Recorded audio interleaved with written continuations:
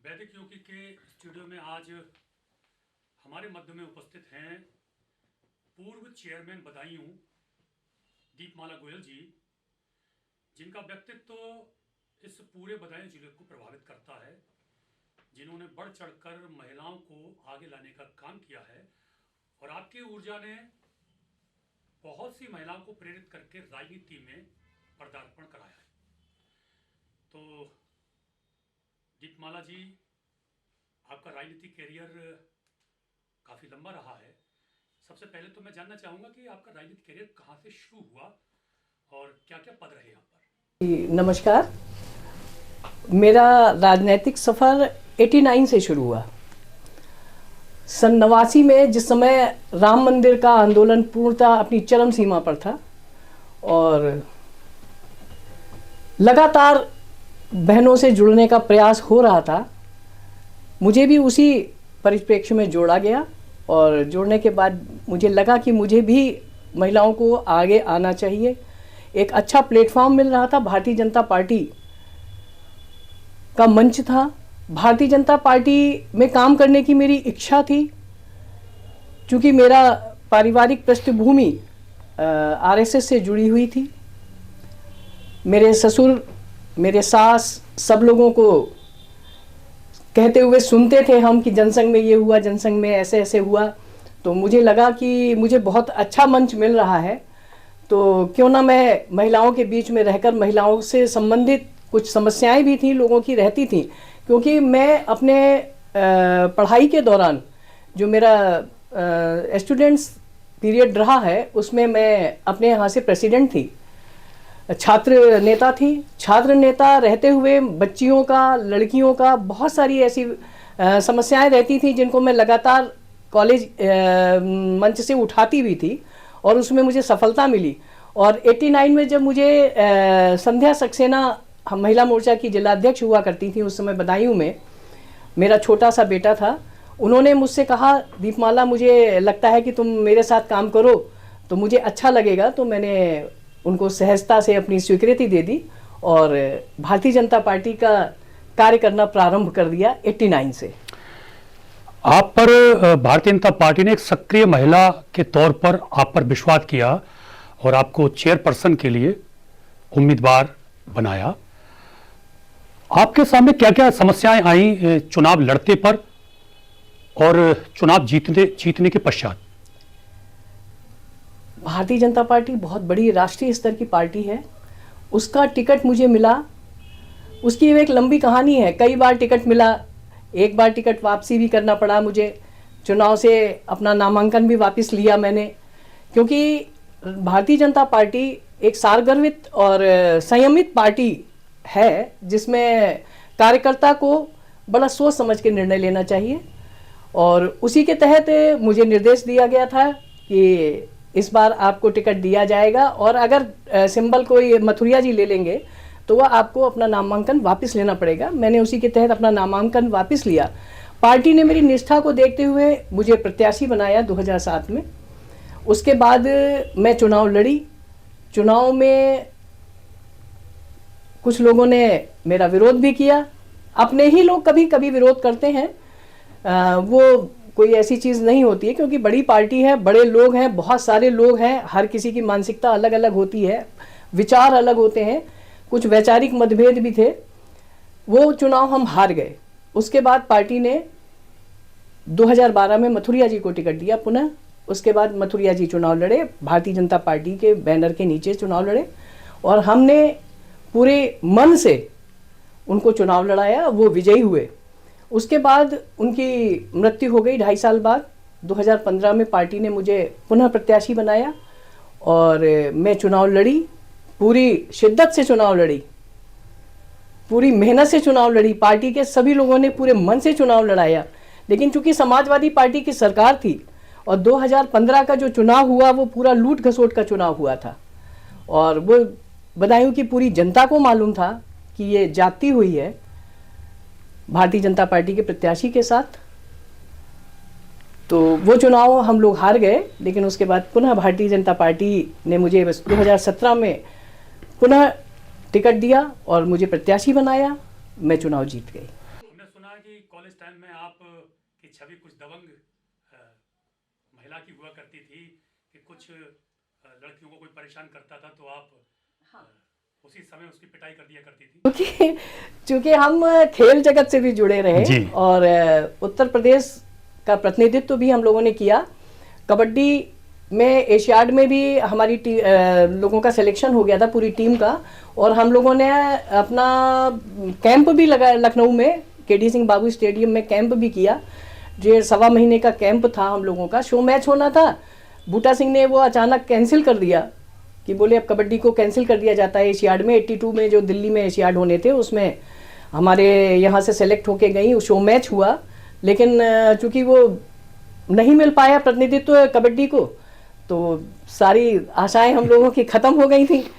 National स्तर से हमने खेला है और हॉकी और कबड्डी मेरा प्रिय गेम रहा करता था। और अपने यहाँ से हम उन्नाव से, चूँकि मेरी शिक्षा दीक्षा सब उन्नाव से है, और उन्नाव के हम चैंपियन रहे लगातार। ट्रॉफी हमारे पास ही रही लगातार 2 टर्म, 3 साल, 6 साल हमारे पास ट्रॉफी रही। एक खिलाड़ी के रूप में आप ये जो अभी सांसद खेल महोत्सव हुए हैं, जी, आप उसके विषय में क्या सोचते हैं? ये जो सांसद खेल महोत्सव हमारे यहाँ जो बदाई उझानी में होता है, मैं समझती हूँ उसके लिए हमारे यहाँ के केंद्रीय मंत्री BL वर्मा जी बधाई के पात्र हैं, क्योंकि मुझे लगता है आसपास कोई ऐसा सांसद खेल महोत्सव नहीं हुआ। अब की बार तो बहुत ही अच्छा था। लगभग 700 खिलाड़ियों ने जो उसमें सहभागिता की और बच्चों के अंदर जो उल्लास देखने को मिला है, और कई टीमें ऐसी रही हैं जिन्होंने बहुत अच्छा प्रदर्शन किया। अगर हम आपको देखते हैं तो आपकी छवि एक नेता के साथ मातृत्व की दिखाई देती है, और ये जो आपके चेहरे पर इतनी बड़ी बिंदी है, ये हमें अपनी देवी, जितनी भी देवियां हैं, उनकी छवि याद दिलाती है। ये क्या, आप कहाँ से ये बिंदी इतनी बड़ी लगाना शुरू करी? बदायूं की राजनीति मुस्लिम समुदाय के आसपास घूमती है ऐसा मैं नहीं कह सकती, लेकिन मुझे ये मालूम है कि दोनों की सहभागिता बराबर बराबर की है। हिंदू और मुस्लिम वोट वहाँ पर लगभग 5000 के डिफरेंस पे है, और किसी एक पर्टिकुलर समुदाय को सुविधाएं देना ऐसा संभव नहीं हो सकता, क्योंकि बदायूं बहुत पिछड़ा हुआ इलाका था और बदायूं बहुत नैरो था, बहुत सकरा था। चाहे वो किसी चौराहे को देख लीजिए, आप गलियां देख लीजिए, चौराहे देख लीजिए। तो मैंने सबसे पहले फोकस किया, पहले तो बदायूं की जनता का आभार देना चाहूँगी आपके स्टूडियो के माध्यम से कि उन्होंने मुझे एक अच्छा मौका दिया, और उस मौके में जितना मैंने बदायूं के लिए किया, शायद अगर कोरोना पीरियड नहीं होता, उस समय जिस समय मैं चेयरमैन थी उस समय कोरोना काल भी चला और पूरे 2 साल काम करने का मौका नहीं मिला। पहले वर्ष काम करने में शुरुआत होती है, समझने में मौका लगता है, पहला साल तो यूं ही निकल जाता है, समझने में निकल जाता है। फिर उसके बाद एकदम अचानक एक महामारी आ गई। महामारी से सभी लोग जूझ रहे थे। हम नगर पालिका में चेयरमैन के नाते मैंने बहुत से ऐसे प्रयास किए, जैसे सबसे पहले मैंने खाना बनवाना शुरू किया अपनी नगर पालिका से, और मैंने अपने व्यक्तिगत प्रयासों से, उसमें किसी तरह का कोई सरकारी पैसा का उपयोग नहीं किया, अपने ही द्वारा बनवाया खाना, और लगातार 12-14 दिन तक, जब तक प्रशासन सक्रिय होता खाने के लिए, तब तक के मैंने खाना बंटवाना शुरू कर दिया था पूरे बदायूं में। वो अपने निहित प्रयासों से और लोगों के सहयोग से, उसमें किसी तरह का सरकारी धन का उपयोग नहीं किया गया। और मैंने सैनिटाइजर के लिए कोई ऐसा घर नहीं छोड़ा। अगर किसी बच्चे ने भी कॉल किया या कहीं से भी मुझे कॉल आया, तो मैंने प्रयास ये किया, सैनिटाइज होना चाहिए पूरा बदायूं। और मुझे लगता है बदायूं में बहुत इसका प्रभाव रहा सैनिटाइजेशन के लिए, जिसमें सभी लोगों को बहुत लाभ मिला। फिर उसके बाद काम करने का मौका मिला मुझे, मैंने चौराहे बनाए, 550 गलियां, सड़कें, पुलियां बनवाई। हमारे यहाँ बहुत सालों से एक समस्या चली आ रही थी, कर्मचारियों का वेतन नहीं मिल रहा था, उनके बकाया दे नहीं हो पा रहे थे। इसकी वजह से लगातार कर्मचारी परेशान भी थे। सफाई कर्मचारी जो हैं वो हड़ताल भी करते थे बीच बीच में, लेकिन वो पैसा शायद अब आना शुरू हुआ है, अगर पहले आ जाता तो शायद इतनी समस्या नहीं रहती, क्योंकि पहले किसी भी तरह का कोई भी पैसा नहीं आया जो कर्मचारियों को दिया जाता। हालांकि सरकार उस समय भी थी और बदायूं में हमारे मंत्री भी थे, आदरणीय महेश गुप्ता जी हमारे नगर विकास मंत्री भी थे, प्रयास उन्होंने भी किया, लेकिन उस समय नहीं हो पाया। अब आ रहा है पैसा तो लोगों के काम हो रहे हैं, देय बकाया जितने हैं, लेकिन सीमित संसाधनों में जितना हो सका मैंने सोचा कि सीमित संसाधनों में सबसे पहला काम मैं ये कर सकती हूँ, बदायूं के चौराहे चौड़े कर सकती हूँ, और अपने महापुरुषों के नाम से अगर कुछ चौराहे बन सकते हैं, लोगों के जातिगत लोगों ने अपने अपने दिए थे कि मेरी ये परशुराम जी की मूर्ति लगनी चाहिए, भामाशाह जी की मूर्ति लगनी चाहिए, कार्तिकेय जी की मूर्ति लगनी चाहिए, रानी लक्ष्मीबाई जी की मूर्ति लगनी चाहिए, राणा प्रताप चौक बहुत पतला है, नैरो है बहुत, उसको भी थोड़ा चौड़ा होना चाहिए। जेल से वो लेके मैंने जो है परमिशन लेके बरेली से उस चौराहे को भी चौड़ा किया। एक बैरिक थी वहाँ पे जो इस समय कोरोना वाले काल में एक बैरिक बनाई गई थी, वो भी चौड़ा किया। उसके बाद आप ने देखा होगा बरेली का जो चौराहा है वो बहुत चौड़ा किया, जहां भगत सिंह चौक बनाई उसको भी बहुत चौड़ा किया। उसके बाद उसके जब आप आगे आते हैं तो शहबाजपुर से एक नाला चलता था जो सड़क तक खुला रहता था, वो बहुत ही टिपिकल नाला था, क्योंकि उसमें ये आर्मी का रसद मार्ग कहा जाता था, तो उसको बनाने में भी बहुत दिक्कत आई मुझे। आर्मी से मैंने बरेली से स्पेशल परमिशन ली, तब जाके उस नाले को बनाया। जो आपने देखा होगा शहबाजपुर से वो जो नाला चल रहा है लगातार चलता रहा, हाँ जो लगातार चल रहा है। थोड़ा हिस्सा वो छूट गया था और अभी भी वो थोड़ा हिस्सा छूटा हुआ है, लेकिन वो नाला बनाने का भी प्रयास किया। वो सबसे टिपिकल टास्क था हमारे लिए, चौराहे चौड़े करना, पुलिस लाइन चौराहा चौड़ा करना, लोगों से निवेदन करके, लेकिन मैंने क्षति किसी को नहीं पहुंचाई। लाबेला चौराहा चौड़ा किया, किसी का व्यक्तिगत नुकसान नहीं किया। कुछ राजनीतिक पर्दे से बाद में कुछ समझ में आया कि वो क्यों टूटा, क्या हुआ, वो आपसी बात थी उनकी, लेकिन उसमें नगर पालिका की तरफ से ऐसा कोई प्रावधान नहीं किया गया।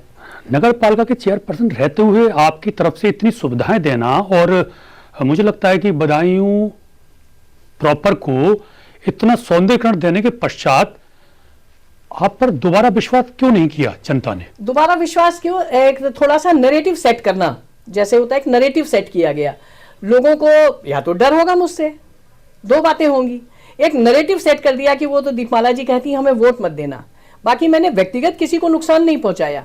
पार्क बनाए, बड़ा पार्क किया, बड़े आपने देखा होगा पंडित दीनदयाल उपाध्याय एक पार्क बनाया मैंने वाटर वर्क्स रोड पे अंदर बनाया। हमारे पास जब हम थे गौशाला नहीं थी मेरे पास, तो मैंने एक टेम्परेरी गौशाला बनाई और बहुत अच्छी गौशाला बनाई थी। उसमें 100-150 गाय थी उसमें रहती थी, और गायों का बहुत अच्छा सिस्टम भी वहाँ था। जबकि हमारी एक गौशाला का पास भी हो गई थी, उसका एक जगह भी मिल गई थी, लेकिन अब किन्हीं कारणोंवश वो गौशाला नहीं बनाई गई, वो ज़मीन फिर वापस चली गई। उसके पीछे तो हो सकता है कोई ऐसी भावना हो लोगों की, लोगों को लगता हो, वो मैं कह नहीं सकती, लेकिन एक अफवाह जो उड़ाई गई कि दीपमाला जी कहती है मैं आज आपके स्टूडियो के माध्यम से जनता के बीच में ये बात पहुंचाना चाहती हूँ कि कोई भी नेता ऐसा नहीं होगा जो ये कहेगा कि मुझे वोट नहीं चाहिए या वोट मुझे ना दो। कोई भी नेता ऐसा नहीं होगा, कोई भी दुकानदार ऐसा नहीं कह सकता कि मेरी दुकान पे मत आना, मेरे यहाँ दुकान पे ये सामान नहीं है, क्योंकि एक ग्राहक का और एक नेता का वैसे ही रिश्ता होता है जैसे एक नेता का वोटर से होता है और एक दुकानदार का ग्राहक से होता है। अभी एक वक्तव्य दिया है जानवी कपूर ने, और उसको लेकर हमने देखा कि पूरा फिल्मी दुनिया की तरफ से कोई भी सपोर्टिंग में उसके नहीं उतरा, और उसका जो वक्तव्य है वो बांग्लादेश में जो हिंदू की हत्या की गई, जलाकर मारा गया, उस विषय पर। यह सरकार का निर्णय अब समझ में नहीं आ रहा है कि पक्ष विपक्ष वो क्या क्या सोचती है बांग्लादेश के बारे में। सरकार चूंकि एक पर्टिकुलर व्यक्ति नहीं है, सरकार मीन्स भारतीय जनता पार्टी एक बहुत बड़ा नेतृत्व है, और जब तक सब एक मत नहीं हो जाएंगे तब तक उस पर मैं नहीं समझती हूँ कि कोई वक्तव्य आएगा। और ऐसा किसी फिल्मी लाइन के किसी व्यक्ति को एक वो दे देना, वक्तव्य दे देना, उससे आगे पीछे क्या होने वाला है ये सोचने का विषय होता है, इसलिए ये कोई बहुत छोटा विषय नहीं है। पार्टी जो भी निर्णय लेगी वो सोच समझ के लेगी, और बड़े लोग ही इसमें कोई ना कोई निर्णय ले सकते हैं। लेकिन घटनाएं तो बहुत घट रही हैं ना। घटनाएं बहुत हो रही हैं, असामयिक घटनाएं भी बहुत हो रही हैं, जैसे हिंदुओं के ऊपर करा जा रहा है। और पहले की बात है जब उनको हटाया गया था वहाँ से, बांग्लादेश से जब उनको हटाया गया था, तो शेख हसीना को जब हटाया गया था तो भी आप ये देखिए लोगों की इच्छा थी कि वो बनी रहे, लेकिन उनको हटाने के बाद बर्बरतापूर्व कई ऐसे क्लिप्स थी जो हम लोग के मोबाइल पे भी आ रही थी। उनको देख के तो ऐसा लगता था कि आंदोलन होना चाहिए तो पूरे व्यापक स्तर से होना चाहिए, अगर हम लोग भी इतने ही आंदोलित हो जाते। लेकिन धैर्यता के साथ सारी चीज़ों का निर्णय और उसका अच्छा और बुरा परिणाम जो भी होगा वो उससे देश का आदमी ही प्रभावित होगा। तो मैं समझती हूँ कि ये बड़ी घटनाएं जो हैं वो हम जैसे छोटे राजनीतिज्ञों के लिए नहीं है। उसके ऊपर भी कोई वक्तव्य देना मैं नहीं समझती हूँ कि मैं उसके लिए कोई प्रभावशाली मंच पे ऐसा वक्तव्य दूँ। SIR से आपके बदायूं जिले में क्या लाभ होगा? SIR से ये बहुत अच्छी बात है, बहुत अच्छा प्रश्न है। अभी मेरे पास एक वो पड़ी हुई है, व्हाट्सएप पे एक क्लिप पड़ी हुई है जी। वो मैं आपको इसके बाद दूंगी, आपके भी आपके फ़ोन पे दूंगी उस क्लिप को। कुछ काम आएगी हमारे। हाँ, वो कुछ काम आएगी और मैं समझती हूँ कि उसकी थोड़ा सा जिक्र अगर मैं अभी करूँ। जी जी। अभी लोगों से कन्वर्सेशन हो रहा था, किसी के फ़ोन पर कन्वर्सेशन हो रहा था, जो SIR में लोग लगाए गए हैं, सरकारी तंत्र के लोग लगाए गए हैं, वो आपस में बात कर रहे थे। तो बिनावर मतलब बदायूं विधानसभा में बिनावर क्षेत्र की है वो क्लिप। उसमें एक कर्मचारी ये कह रहा था कि मुझे समझ में नहीं आ रहा है कि ये SIR के लिए लोग हिंदू इतना उदासीन क्यों है। अच्छा। और मुस्लिम लोग जो हैं वो बम्बई रह रहे हैं, कराची रह रहे हैं, कहीं रह रहे हैं, और अगर उनका वोट यहाँ बन रहा है और यहाँ पे उनका वोट है तो वो वहाँ से अपना किराया खर्च करके यहाँ आके सारे डॉक्यूमेंट्स वो दे रहे हैं, और करीब 300 वोट हमने उनके बनाए हैं, जबकि हिंदुओं ने एक भी वो नहीं दिया है। तो हिंदुओं में SIR के प्रति उदासीनता क्यों है, ये मेरी समझ से बाहर है। नहीं, उनको तो वोट डालने में भी उदासीनता है ना। उनको वोट डालने में भी उदासीनता है, वोट बनवाने में भी उदासीनता है। जी। अगर उनसे आप संपर्क करिए तो वही सोचते हैं आज नहीं देंगे कल दे देंगे, आज हमारा ये काम पड़ा है। तो मैं समझती हूँ कि SIR का जो लाभ मिलने वाला है वो सीधे सीधे जनता को मिलने वाला है, और उसका लाभ अगर हम नहीं लेंगे तो वही वाली बात है कि चिड़िया चुग गई खेत। तो फिर अब तो इसमें जागृति कैसे आएगी? जागृति ऐसी आएगी कि मुझे लगता है कि इस तरह की वीडियो लोग डालना शुरू कर देंगे तो जागृति आ जाएगी। लेकिन अगर आप उनसे कहिए कि आप अपना वोट सही करा लीजिए, वोट के लिए आप अपने पूरे डॉक्यूमेंट्स दे दीजिए, अरे वो तो बहुत लंबी लंबी बात पूछते हैं, वो दादी की बातें और वो दादा का नाम और वो हमें कहाँ याद है। मतलब आप ये देखिए इतनी उदासीनता है। लेकिन SIR एक बहुत अच्छी चीज़ है, और वोटों का सत्यापन तो मेरे समझ से हर चुनाव से पहले होता है 5 साल बाद। जी निश्चित। लेकिन इसका SIR नाम दे दिया है तो उसको लोग हवा समझ रहे हैं। वोटों का सत्यापन तो हर 5 साल पहले होता है, जहां चुनाव आते हैं उससे पहले सत्यापन होता है, फिर एक वोटर लिस्ट जारी होती है, फिर फ्रेश वोटर लिस्ट जारी होती है। तो उसके पीछे पता नहीं कैसा एक हवा सा बना दिया है लोगों ने कि वो SIR बहुत कड़े नियमावली है उसमें। लेकिन अगर हमको अपने बुजुर्गों के नाम भी नहीं याद होंगे तो फिर निश्चित तौर पे हमको अपनी आइडेंटिटी कहीं तो रखनी पड़ेगी। बदायूं में चेयरपर्सन रहते हुए आपने कितने लोगों को लाभ पहुंचाने का काम किया, कितने लोगों को नौकरी देने का काम किया, कितने काम कराने का काम किया, इसको एक बार विस्तार से बता दें। जब मैं नगर पालिका की अध्यक्ष बनी तो उस समय बदायूं नगर पालिका की स्थिति बहुत दयनीय थी। करीब 45 कर्मचारी जो ऐसे थे, बहुत सालों से परमानेंट होना था उनको, लेकिन नहीं हो पा रहे थे।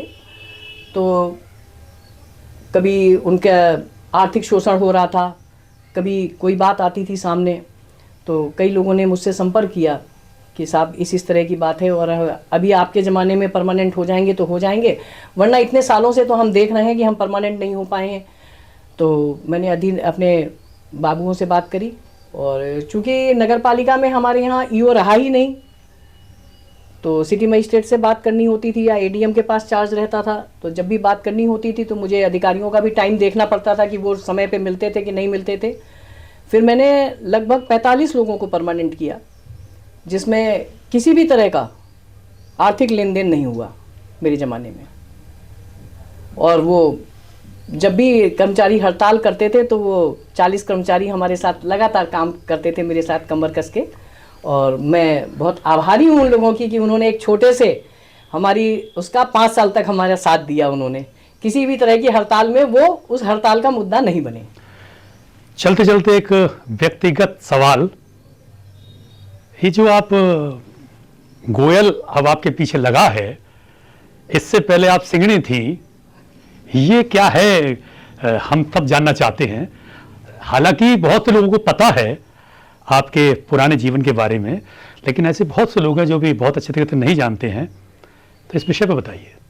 एक्चुअली मैं आपको बता दूं कि हम दोनों ही राष्ट्रीय स्तर के खिलाड़ी रहे, और हमारी बैकग्राउंड में सारे लोग आर्मी में थे। हमारे बाबा भी कर्नल थे, और परिवार की बैकग्राउंड पृष्ठभूमि में भी हमारे सब आर्मी के लोग ज़्यादा थे। और ये भी रणजी खेले हुए थे, इंडिया टीम में भी इनका सिलेक्शन हो गया था गोपाल शर्मा के साथ कानपुर में जब टेस्ट मैच हुआ था ग्रीन पार्क में, तो स्टैंड बाई में थे ये। और उसके बाद मेरा भी राष्ट्रीय स्तर में ही सिलेक्शन हुआ था।